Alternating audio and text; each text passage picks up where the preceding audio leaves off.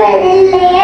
இச்சலத்து உள்ளவர்கள் எடுத்து நின்ற போதிலும் அச்சமில்லை அச்சமில்லை அச்சமென்பதில்லையே துச்சமாக எண்ணி நாம் தூர் செய்த